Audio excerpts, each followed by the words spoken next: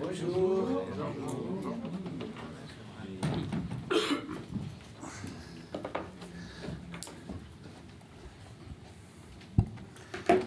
Première, bonne année à tous et à votre famille. Également, Merci. Quand vous voulez. Bonjour Paulo. Bonjour. Vous avez accueilli un nouveau joueur dans votre groupe. Comment se passe son intégration? Comment vous le trouvez donc aujourd'hui, Hendrik, comment vous le trouvez? Très bien.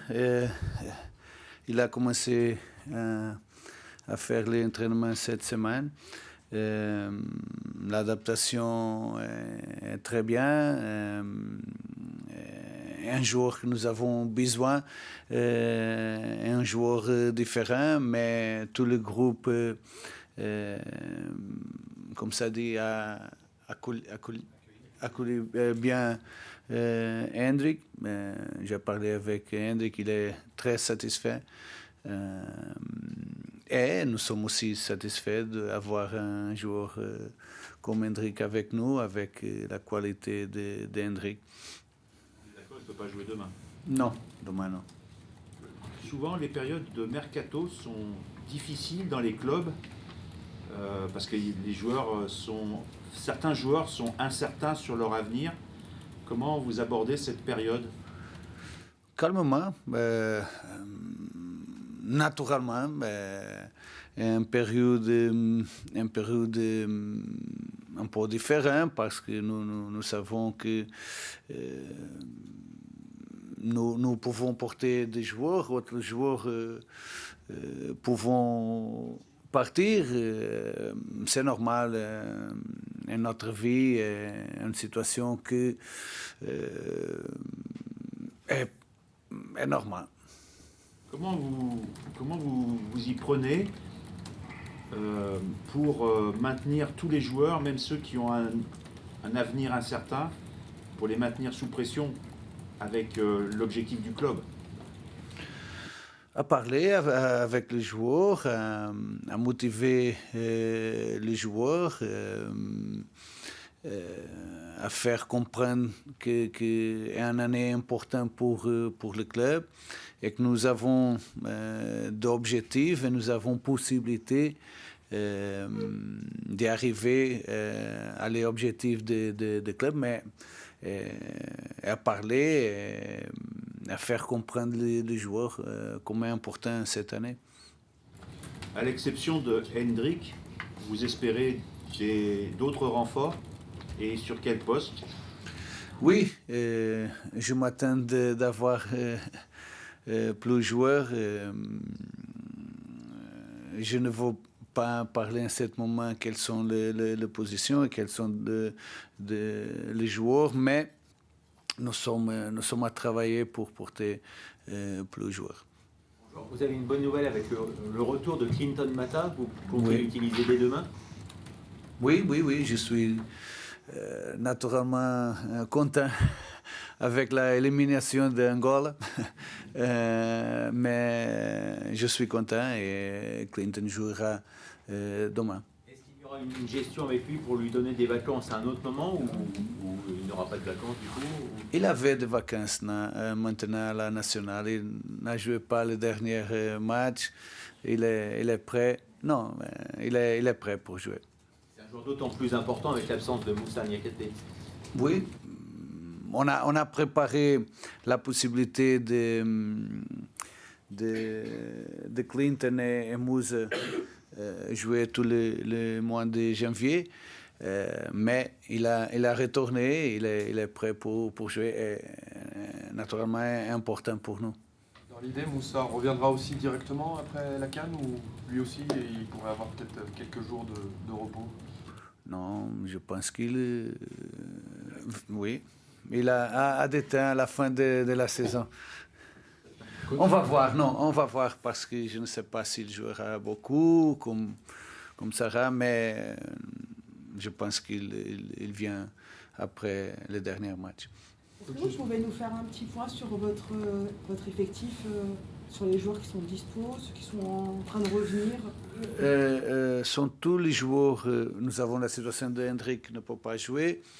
Nous avons la situation de Malik Fofana et Ernest Nuama, mais tous les autres sont prêts pour aider et jouer demain.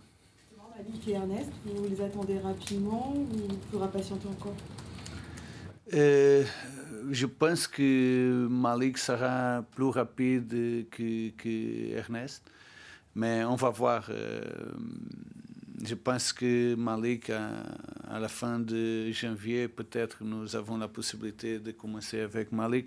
Je pense que Nuama est un peu compliqué, je ne sais pas quand sera le moment. Ça va vous apporter quand même pas mal de solutions en attaque, avec l'arrivée d'Hendrick, le retour de Malik aussi, Afonso Moreira qui a plutôt bien performé. Ça va vous faire pas mal de nœuds au cerveau, pas mal de choses à Nous avons besoin de joueurs pour l'attaque. Et j'ai dit toujours que le principal, ok, nous avons Hendrick maintenant, mais le principal est récupérer Malik et Fofana, Malik et Ernest en cet moment. Qu'est-ce que vous attendez plus précisément de Hendrick, même s'il ne jouera pas ce week-end? Qu'est-ce que vous attendez de lui, qui vous apporte plus en particulier? Un joueur différent, un joueur avec initiative individuelle. est un joueur techniquement très fort et très rapide, et un joueur avec caractéristiques différentes de Martin, qui est l'attaquant que nous avons, et un joueur aussi qui peut jouer comme attaquant, mais peut jouer aussi à la droite comme extérieur. Mais je pense à ce moment d'utiliser Hendrick comme attaquant. Comment vous l'avez trouvé physiquement, justement, sur ses premières séances? Est-ce qu'il est déjà prêt, même s'il ne pourra pas jouer demain? Est-ce que vous le sentez déjà prêt? Il est bien physiquement. Il a travaillé jusqu'à le moment qu'il est arrivé ici à Madrid. Peut-être parce qu'il a joué beaucoup, c'est pas prêt pour faire 90 minutes, mais il est bien. Il a fait de bons entraînements, il est motivé, il est bien. Ça vous oblige un petit peu, avec son arrivée, à repenser votre animation offensive? Est-ce qu'on peut s'attendre à voir des choses différentes dans ce que vous proposez avec le ballon? Oui, un joueur plus comme j'ai dit, d'initiative individuelle, mais aussi un joueur plus d'espace. Naturellement, ça sera différent quand nous jouons avec Martin ou quand nous jouerons avec Hendrick. Mais oui, notre intention avec un attaquant avec cette caractéristique change un peu. Est-ce que vous avez toujours besoin de départ avant les arrivées pour ce mercato, ou c'est un peu desserré l'étreinte à ce niveau-là? Est-ce qu'on est toujours sur un départ, une arrivée? Si nous avons besoin de... Non, en ce moment, nous n'avons pas besoin, je pense. Est-ce que, à l'avenir, Satriano et lui, et Hendrick peuvent être complémentaires, peuvent jouer ensemble? Vous voyez une animation avec eux possible? Oui, je pense que oui. Ils sont joueurs différents. Je pense qu'Hendrick peut être un joueur plus libre dans l'attaque, avec un joueur plus fixe. Je pense que oui. Pour revenir, coach, sur le match de demain à Monaco, qu'est-ce que vous pensez de Monaco, qui reste sur une très mauvaise série en Ligue 1, mais qui néanmoins dans cette période a battu le Paris Saint-Germain à domicile? Jouer à Monaco est toujours difficile. Ils ont toujours d'excellents joueurs, d'excellentes équipes. Demain sera un match difficile, principalement parce que je pense que sur l'attaque, Monaco est une des équipes plus fortes de notre championnat. Je pense qu'en ce moment, l'équipe avec plus expected goals est démonstrative de la qualité de l'attaque de Monaco. pour faire un bon match, un bon résultat, nous devons faire un bon match défensivement. Parce qu'avec le ballon, avec la possibilité de transition, dans la transition, ils sont l'équipe, pour moi, plus forte de notre championnat. Quand ils récupèrent le ballon, ils sont l'équipe plus verticale de notre championnat. C'est pourquoi j'ai dit à les joueurs pour faire un bon résultat, pour avoir la possibilité de gagner, nous devons être très forts défensivement. Pour la première fois depuis le mois d'octobre, vous avez moins de 5 absents sur un match. C'est bon, c'est positif. Justement, comment le coach que vous êtes aborde cette période où il y a beaucoup de matchs qui vont s'enchaîner, mais pour une fois, il y a un effectif qui est un peu plus très content. Quand nous avons tous les joueurs prêts pour jouer, je suis très content. Avoir la possibilité de choisir est très important. Nous étions des moments difficiles sans joueurs, mais en ce moment, nous n'avons pas Moussa qui est un joueur important, mais tous les autres sont prêts pour jouer. Et pour moi, c'est magnifique. Auparavant, nous avons eu Aurel Mangala avant vous. C'est un joueur de milieu de terrain supplémentaire. Comment vous voyez ce joueur? Qu'est-ce que vous en attendez?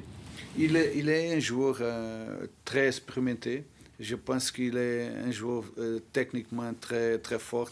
Il avait des problèmes physiques, mais maintenant, cette dernière semaine, j'avoue un joueur en progression, un joueur meilleur physiquement aussi. Je pense que pour la deuxième période de la saison, Aurel peut être un joueur qui peut aider beaucoup l'équipe et il peut être important pour nous. C'est une recrue. Oui, c'est un recrue. Ok, coach. C'est bon. Avant le Betis, vous nous aviez parlé de cette évolution tactique que vous constatiez sur le 1 contre 1, que les équipes pressaient de plus en plus fort et qu'en Angleterre, vous voyez de plus en plus les équipes allongées. Pour l'OL, vous me dites si je dis une bêtise, mais j'ai pas l'impression que ça a fait trop de différence. Vous avez gardé des circuits assez bas à repartir de vos gardiens. Vous estimez qu'il y avait encore la supériorité technique pour ressortir de ces pressings, des situations de 1 contre 1? C'est quoi un petit peu la logique? Oui, c'est la réalité maintenant que nous avons un peu différent.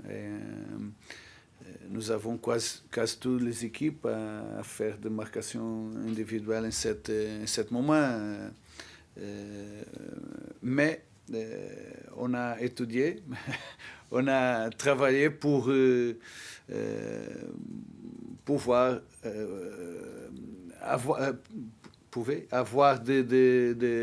d'autres solutions. Nous sommes à travailler ce moment parce que qu'est-ce que nous regardons tout le match et que aujourd'hui est très très difficile de jouer en ce moment. Beaucoup de grandes équipes ils ont fermé de jouer en ce moment, ils jouent plus long, on trouvait d'autres solutions.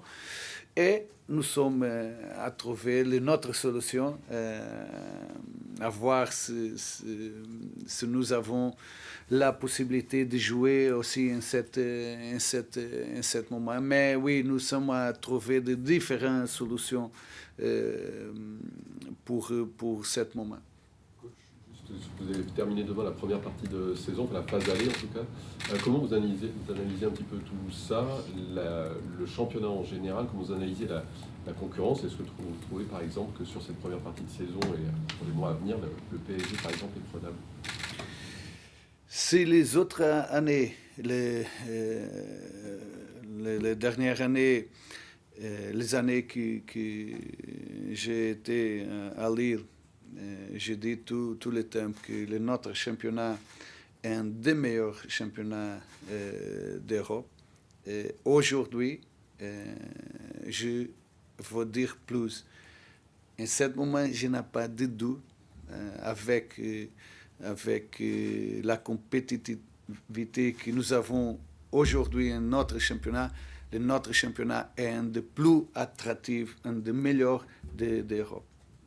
Je n'ai pas de doute. Le championnat est très, très compétitif cette année. Nous avons de bons matchs, bonne équipe qui joue pour gagner. Et regarde, et je ne suis à parler seulement des équipes qui sont plus fortes. Si nous regardons les autres équipes, je peux parler, par exemple, de Angers, de Lorient, de aussi Metz, sont équipes très, très positives, qui essayent de jouer, qui jouent bien, qui pressent les équipes grandes. Nous, c'est difficile de voir cette ligne en notre championnat. Notre championnat cette année est très, très positif, mais est très bien joué. Bien joué. C'est pourquoi, aujourd'hui, je n'ai pas de doute. Nous sommes peut-être le deuxième, troisième championnat du monde et d'Europe. Je pense que l'Europe, nous avons le plus fort championnat du monde. Ok. OK. Merci. Merci. Au revoir.